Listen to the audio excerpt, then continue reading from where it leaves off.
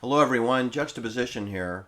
Today's video will be entitled Military Hollywood History Part 10 and will conclude my 10 video series regarding Hollywood, military, and clandestine service banking, private banking, known as money laundering, known as the concealment of the sources and uses of money, also known as the concealment of the sources and uses of the operatives, their names, their real names, their fake names, and their fake jobs. All right? Anything to do with concealment or diversion or deception or capturing your imagination and punking you out so that you believe in poppycock has to do with black magic. It has to do with the magic of Tinseltown. It has to do with capturing your imagination so that the imperial forces, the central authority, can capture you as a person. If they can capture your brain and what you believe in and what you think and restructure your brain, like Disney says, if they can capture your imagination, then the bankers, who are anthropologists planning our society, they have captured you. All right, so I'm going to quote a few sage folks that have come before me. John Kennedy being the first quote. I mean, there's plenty of smart people that came before him, but the central authority are the anthropologists, and essentially those are the people that own everything. They are beneficiaries of land trusts. They control all the college of corporations throughout the world, the international corporations. They control all resources, gold, silver, opium, oil, energy, oil. They control the satellites above. They control the 5G mesh. They control the military, okay? And they control our banking system, which is the numero uno way to control people, is through the money system. All right, so John Kennedy used to make comments which he memorialized in his speech of April 27th, 1961, in New York City, in Manhattan, at the Waldorf Astoria Hotel, where he lectured the fake media, the newspapermen of America, that it's about infiltration, not invasion, that it's guerrillas by night, not armies by day, that it's through subversion, not free elections, that it's through intimidation, not free choice. He said those words. And those words resonated with me because as I looked into my murders that occurred within Hollywood, mostly amongst the social engineer actors that are presented to us so that we can believe in them and believe in their portrayals, despite the fact that they're acting, they're not themselves, it's not genuine, it's not authentic, it's fake. All right, but then I got into the studio executives, what their relationships were with their bankers, what happens when Hollywood lays an egg and makes mistakes. They always get bailed out because they have a backstop known as private banking, because private banking provides the money to produce Oliver Stone films, Oliver Silverstein Stone films. So whether the film is successful or not really matters not. It only matters what the private anthropologists want, what messages they want to send out there to you. And they are continuously sending us messages in music, in television, in film, in Netflix, in magazines, fake newspapers, fake news shows that do not portray anything remotely to do with reality. It's fake news, as Donald Trump said. It's very true. Anyway, another person I'm going to quote is Erin Valente, who was murdered at age 33. She was an alumnus of Georgetown University, the same school that Paul Pelosi graduated from.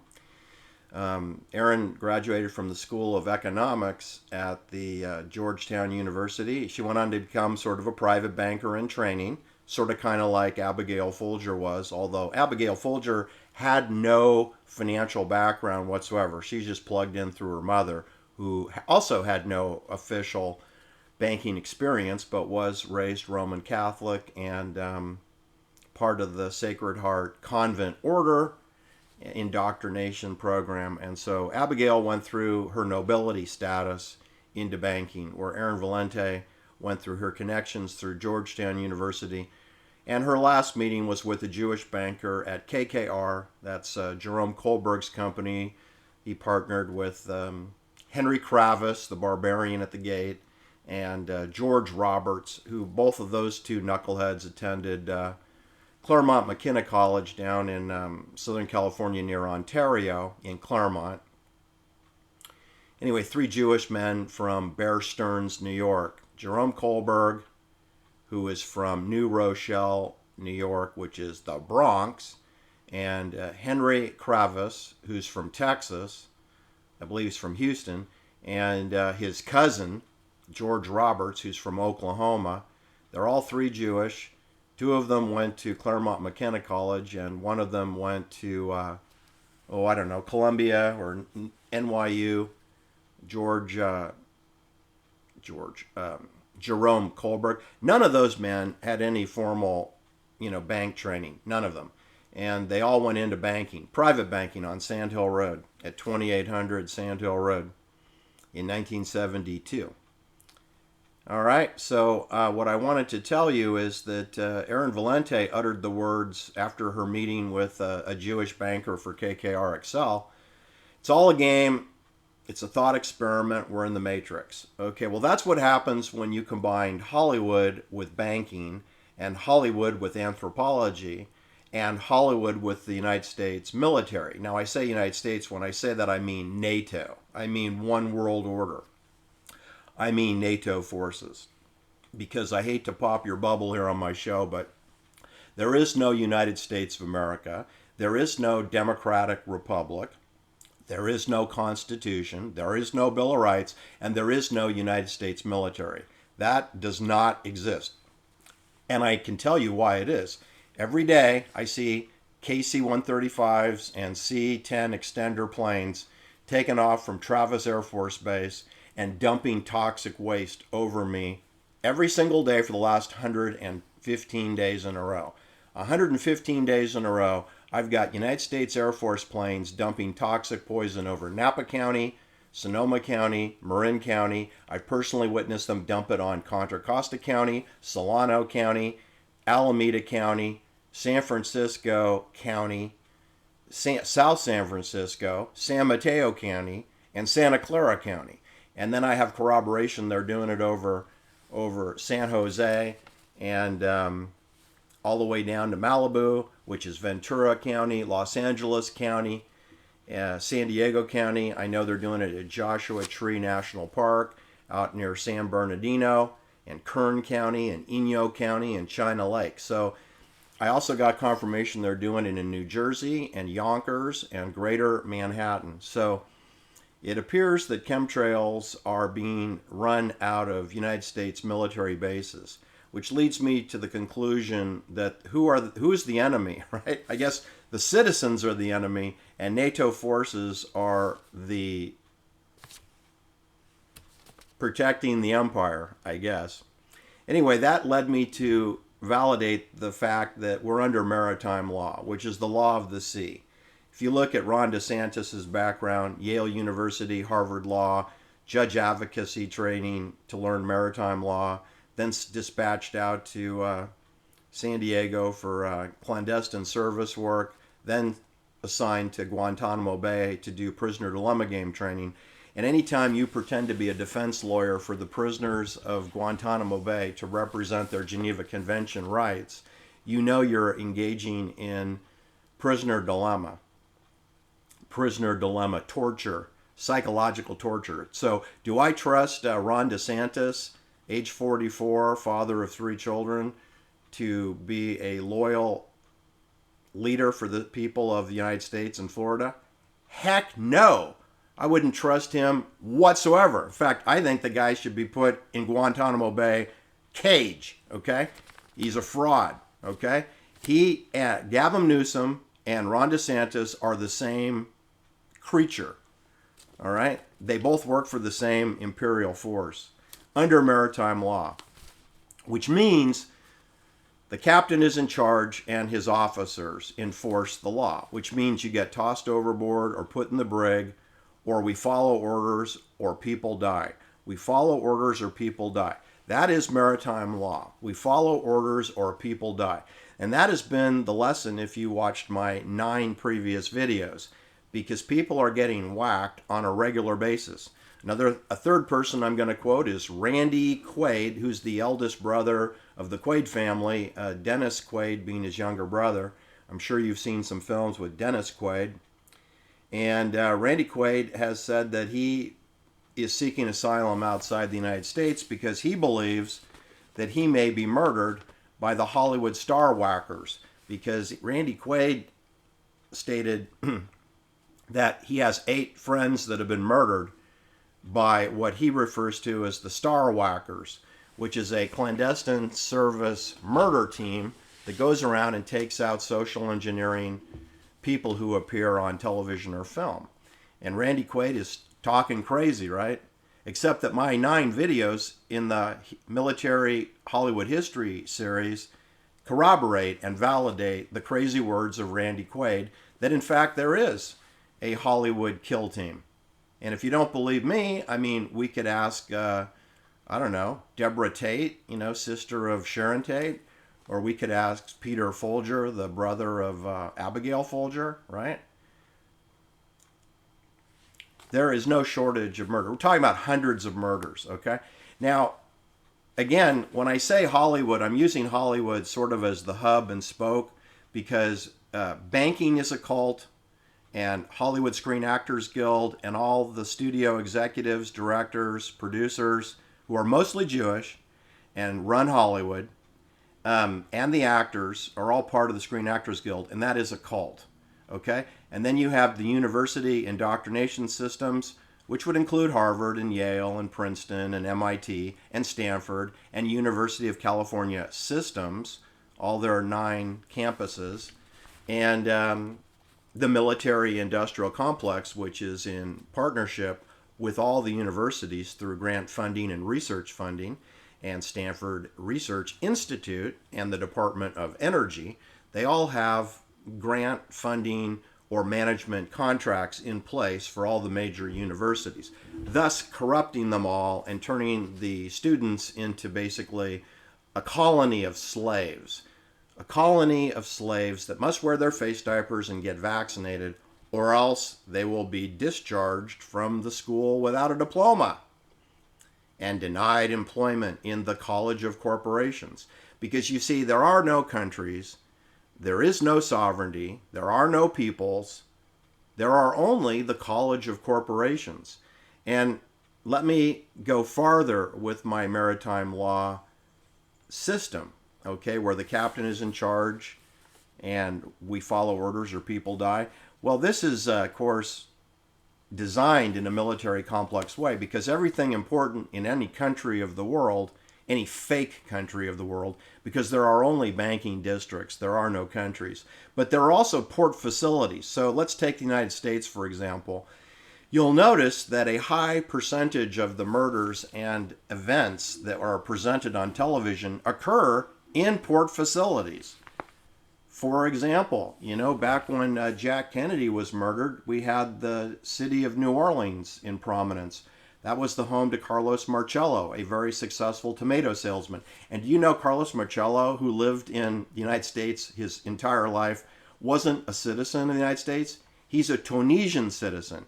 His parents were Sicilian, but Carlos Marcello was born in Tunisia, North Africa, and then immigrated to New Orleans and was part of the 5 crime families of New York, in charge of the port facility, also known as the Trade Mart of New Orleans. Remember, run by Clay Shaw, who worked for the CIA? So you got Clay Shaw, CIA, you got Carlos Marcello, Mafia, CIA, and they're in charge of pretty much anything that goes in and out of the port of New Orleans. All right, and that's who plotted to kill, or had a lot to do with the training of some of the kill teams. The Hollywood Star Whacker team, and that murder occurred in Dallas, Texas. Which, guess what? Dallas, Texas is a port facility. And you say, hey, Jux, how can an inland city like Dallas be part of the port facility? Well, I'll tell you.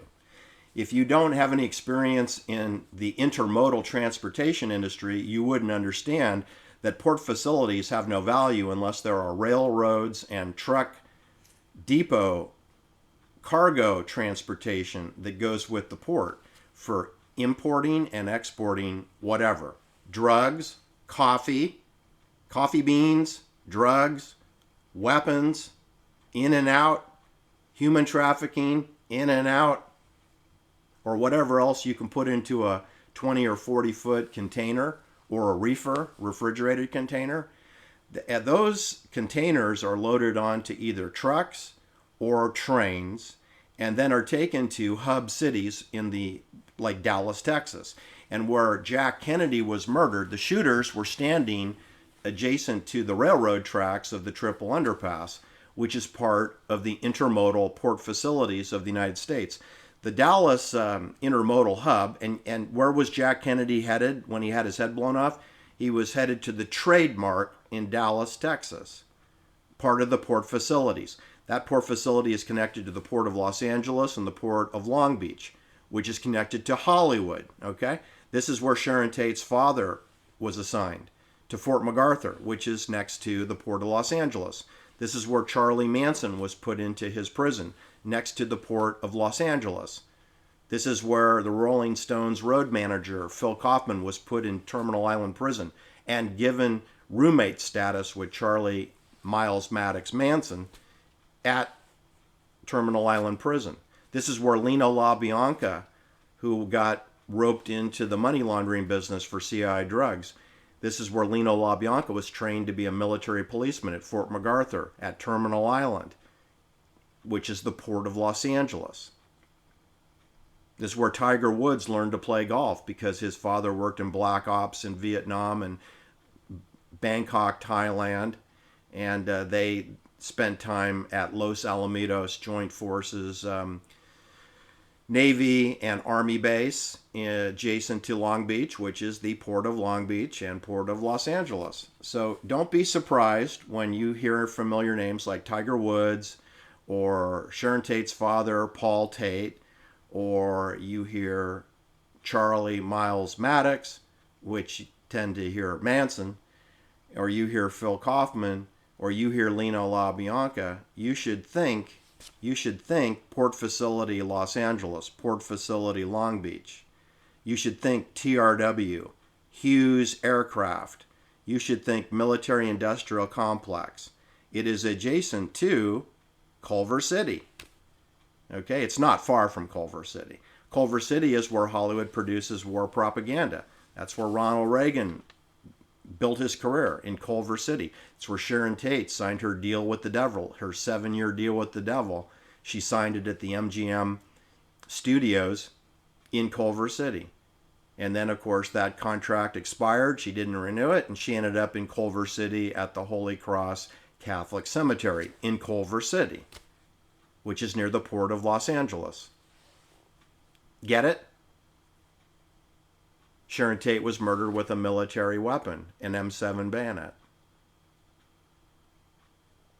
She ended up in a military cemetery, which we call the Holy Cross Catholic Cemetery.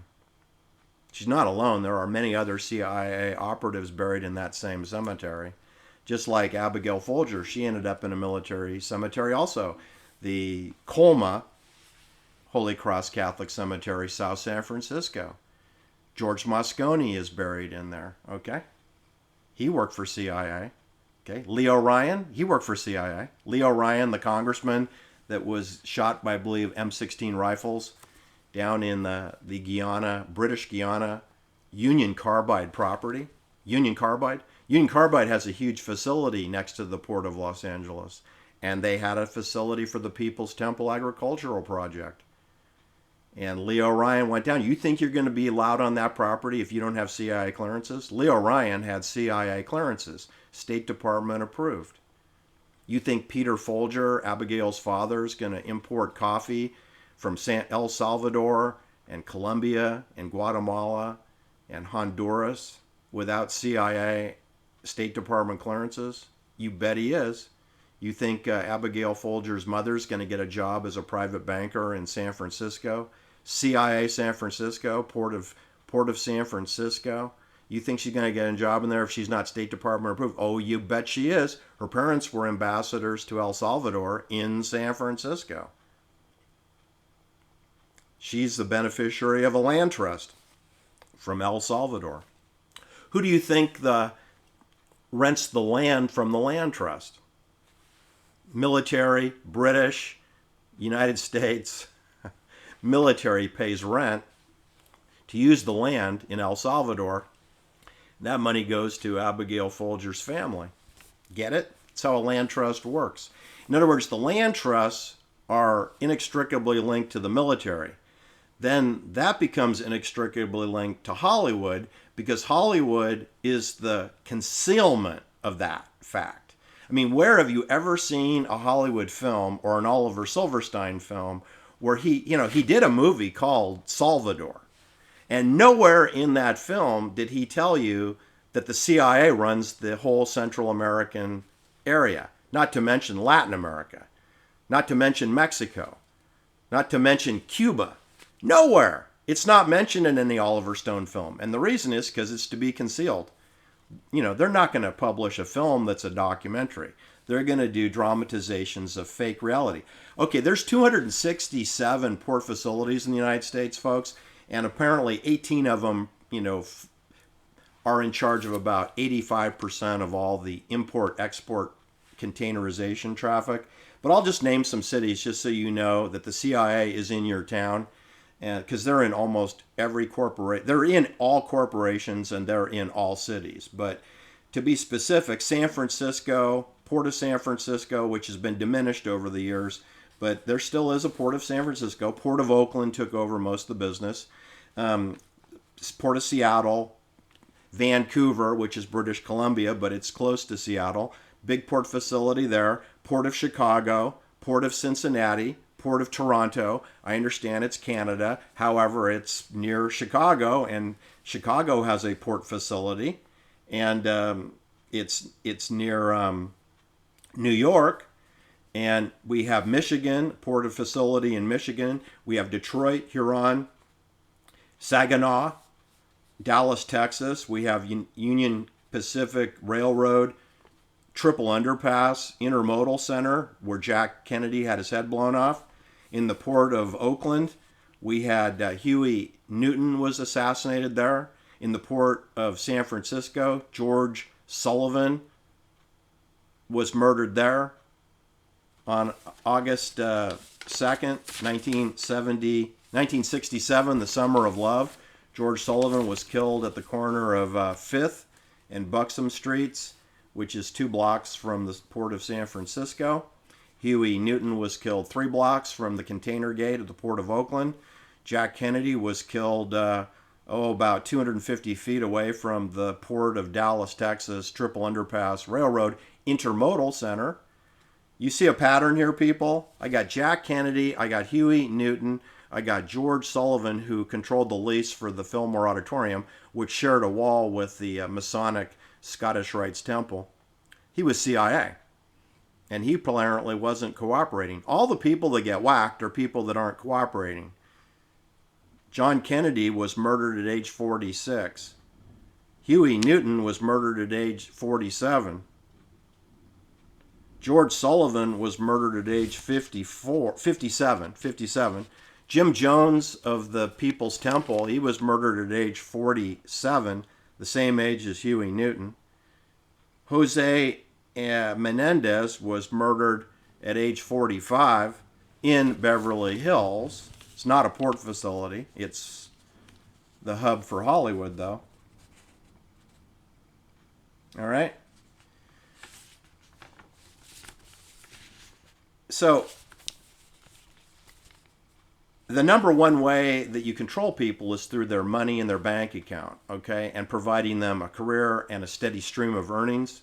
That's the number one way. But you can see what happens if you overpay people. They kind of go off the reservation after a while. I mean, why do you want to come into the office if you had $100 million? Well, when you take a couple days off, maybe work 3 days a week instead of 5, why be at the beck and call of the man? Because you make a deal with the devil if you go into Hollywood or you go into banking.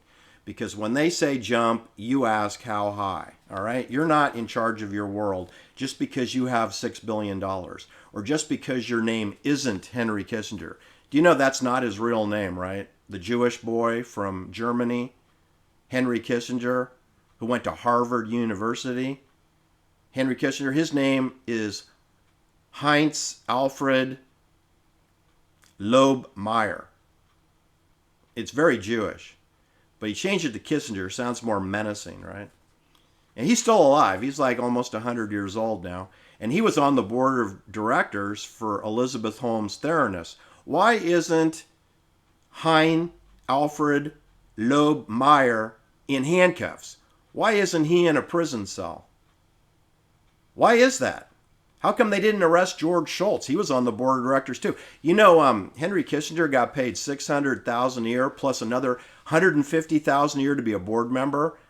All the board members got paid $150,000 a year to sit on this fraudulent company called Theranos, which you just know one of those private bankers on Sand Hill Road created to pay those salaries because the company didn't make any money.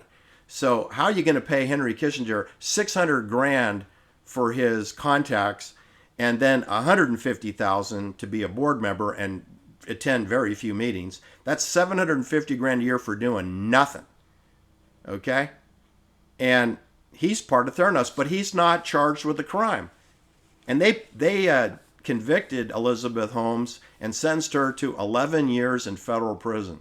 And she's pregnant. She just gave birth to her second child. All right.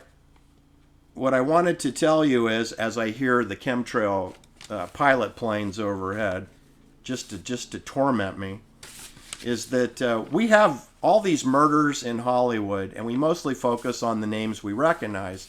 You do know that there are many names you wouldn't recognize that are getting murdered too. It's just we don't know those names. They're not on television, so you don't know who they are. But there are, if there's 100 Hollywood actors that are killed, there's 1,000 people that you don't know who are being professionally assassinated, murdered, suicided, deleted. So this is a major operation that goes on every week for decades. But I guess what I wanted to do to help you understand what I'm talking about here is I'm going to divide some of these murders into categories that you can understand so you can see the correlation and ask and answer the question, does correlation equal causation? Well, you decide. My audience decides. So in terms of head-on collisions that lead to death, let's review. Okay, first we had George S. Patton. After World War II ended and George Patton, was sort of bored because there's no offensive attack mode anymore. Now he's in administration, pacification, and control, which does not suit a man like George S. Patton, who comes from nobility class, as you may know, just like Douglas MacArthur did. Unlike Dwight David Eisenhower, who did not come from nobility. And he was a junior officer to Doug MacArthur and George Patton, but was promoted above them because he was much more obedient than they were.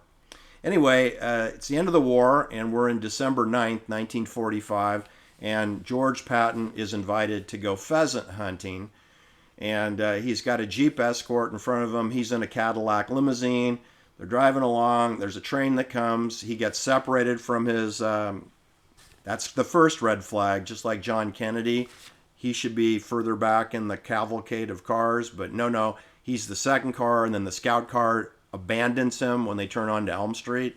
The scout car accelerates and disappears under the triple underpass.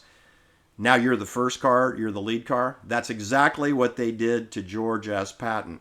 The train passes, his guards are gone, they've been separated, and the Cadillac limousine crosses the tracks, sees several Army trucks ahead.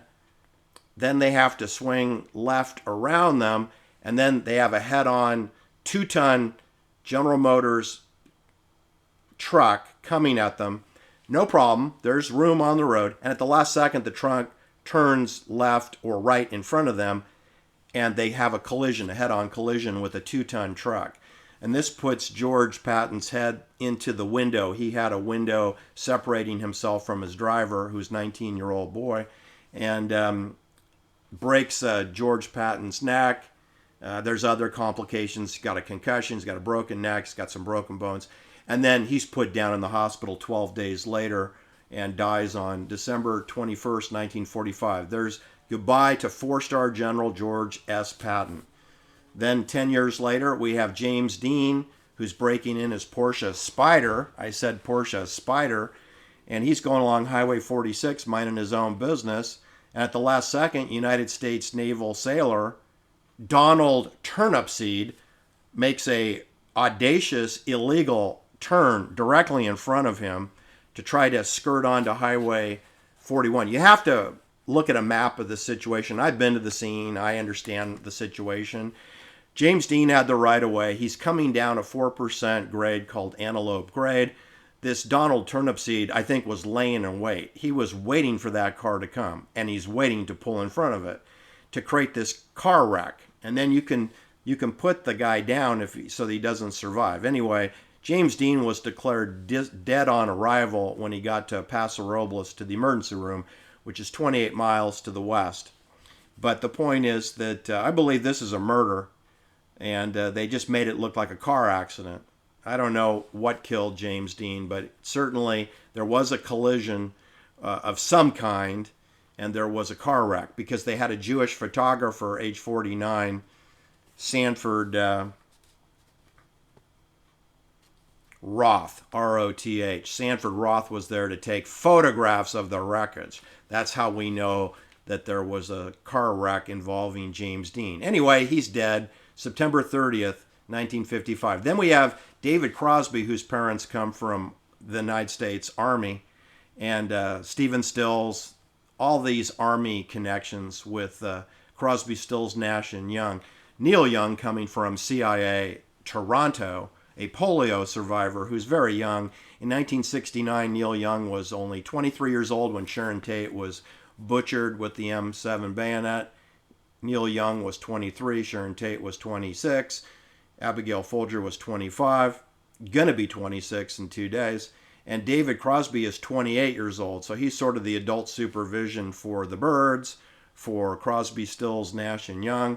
They had just finished the Woodstock Festival. Then they performed at the Esalen Institute, which is a military CIA-controlled facility directly below Fort Hunter Liggett Army Base, and the Hearst Castle Land Trust. It's part of the land trust for the William Randolph Hearst Company. And David Crosby and Neil Young are performing there, along with David Crosby's girlfriend, Christine Hinton. She borrows David Crosby's Volkswagen, and she takes it back to Marin County, which is home for CIA operations, San Francisco Bay Area. And she then supposedly taking some kitty cats to the veterinarian, and she gets creamed head-on by an empty school bus. And whenever I hear empty school bus and head-on collision, I think murder. I think murder. That's very similar to the George S. Patton situation, where he's hit by a 2-ton truck. It's not that different than the James Dean crash, although Donald Turnipseed was supposedly in a Ford sedan, black and white, painted like a highway patrol car. That's a red flag. And the name Turnipseed, that's a red flag. I mean, that's like a CIA name. Turnipseed? It's like saying Manson. You do realize there was never a Charlie Manson. There was a Manson International porn division of CBS, Columbia Broadcasting Company. That's where the Manson came from. And you know that all the employees of the Manson International transferred over to Caracol Pictures, which was run by Mario Kassar and Andrew Vachka, who are partners with Oliver Silverstein Stone, and produced Jim Morrison, a film that didn't really feature much about George Morrison, Jim Morrison's father, who helped start the Vietnam War. Anyway, so let me continue on. I got Robert Linklater, age 35. He's killed by Gracie Jones, who goes over the center line on Santa Monica Boulevard on September 12th, 1980. Christine Hinton is killed on September 30th, 1969, which is exactly 14 years after James Dean is killed on September 30, 1955. All right, then Robert Linklater is killed, and Gracie Jones is given 1 year probation, no harm, no foul. And the school bus driver wasn't charged, and this Donald Turnipseed was not charged, even though it's a felony manslaughter that he's guilty of, and yet he wasn't charged. And then Sam Kinison, my favorite comedian, he's killed at age 38 on April 10th, 1992, by a 17-year-old nobody who goes over the center line and T-bones Sam Kinison on his way to Laughlin, Nevada. That's 5 people that are associated with Hollywood and propaganda films. George Patton, very popular in Hollywood propaganda films. James Dean, an icon. David Crosby, part of the Hollywood music industry. Robert Linklater appeared in Batman and Green Hornet, and his father is Art Linklater, who's the #1 television star at CBS. And then Sam Kinison, the #1 comedian for HBO. At that time, he was killed. That's 5 Hollywood people killed by head-on car wrecks or put down in the hospital after their head-on car wrecks. That's 5. Then let's talk about acute barbiturate poisoning, which Thomas Noguchi signed off on many times. We had Jean Harlow. That was rebranded as acute renal failure. Well, let me just translate. That's barbiturate toxic overdose. Jean Harlow. Then we had Marilyn Monroe, who was murdered away and done away with in August 1962. And she's involved with John Kennedy and Robert Kennedy. She's part of the social engineering of the Kennedy family and involved in that. And she's murdered in Brentwood, not too far from where Nicole Brown Simpson was murdered, off of San Vicente Boulevard. Marilyn Monroe, Jean Harlow. Then who else we got? Then we got Jimi Hendrix. On September 18th, 1970, Jimi Hendrix goes bye-bye. Connie Monte on October 4th, 1969, just a few days after Art Linklater's daughter Diane is thrown out of her building on the 6th floor. Connie Monte dies of acute barbiturate poisoning. Who else I got here? I got Brian Epstein, the first Jewish manager for the Beatles. He's murdered and suicided in his Sussex mansion at age 32. That's 5. Then I got Inger Stevens, had just finished Hang 'em High with Clint Eastwood. And she's living at 8000 Woodrow Wilson Drive. I said Woodrow Wilson Drive. That's One World Order Drive. And she's murder-suicided on April 30th, 1970. So that's 6. I got another one here somewhere. Oh, Judy Garland. Judy Garland is killed in June 1969 in London, about a mile away from where Cass Elliot was killed, where Peter Sellers was killed, where Keith Moon was killed, right? Where Amy Winehouse was killed, where Jimi Hendrix was killed.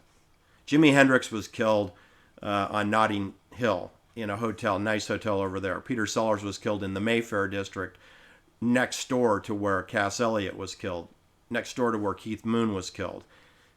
But anyway, Judy Garland, Jimi Hendrix, Peter Sellers, Cass Elliot, Keith Moon,